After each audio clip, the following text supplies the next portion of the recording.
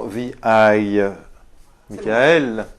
Une violoniste virtuose aveugle retrouve la vue et voit des images étranges et effrayantes. Ça, c'est du pitch. Alors, c'est la mode des remakes américains des films d'horreur asiatiques, comme nous avons eu le The Grudge ou le Cercle, enfin The Ring. Donc là, on continue avec The Eye. C'est Xavier Palu et David Moreau qui sont donc les réalisateurs. Ça, c'est pareil, c'est la mode des réalisateurs français pour des films souvent d'horreur, comme Alexandre Aja pour La colline à des yeux, ou Xavier Jans pour Hitman, qui était plus un film d'action. Donc les réalisateurs français. Juste un truc, Michael, The Grudge, il ne me semble pas que ce soit un remake. Si. Parce que c'est un film fait par des Japonais au Japon. Et c'était un remake d'un film. D'accord, moi oui, ça, je suis sûr, j'ai vérifié. D'accord, parce que je veux dire que c'était un film japonais justement à la base.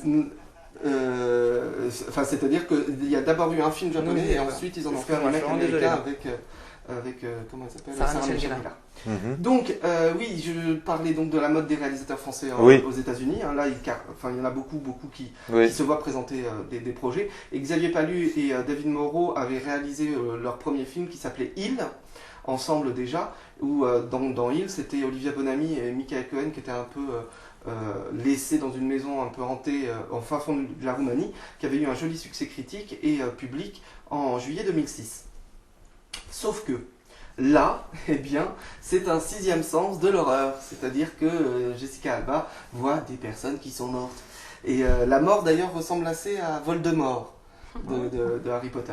Donc après, qu'en dire de plus? Bon, il y a un plan sur ses yeux d'aveugle au début, là je trouve ça un peu too much, genre je joue bien l'aveugle.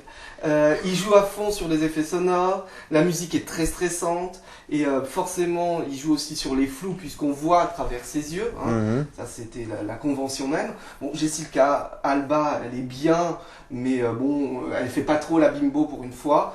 Elle est brune en même temps pour une fois. Voilà. Mais simplement, c'est plus stressant que horrifique. Ça s'améliore au fur et à mesure du film, et Alexandro Nivola, que je ne me trompe pas dans son nom quand même, oui c'est ça, Alexandro Nivola qui joue le médecin, et c'est charmant. Donc je mettrai pour tout ça 2G+. D'accord. Soyons fous. Ok. Mais sachez que c'est pas un film d'horreur. C'est pas un film d'horreur. Non, c'est un film stressant, mais pas d'horreur. D'accord.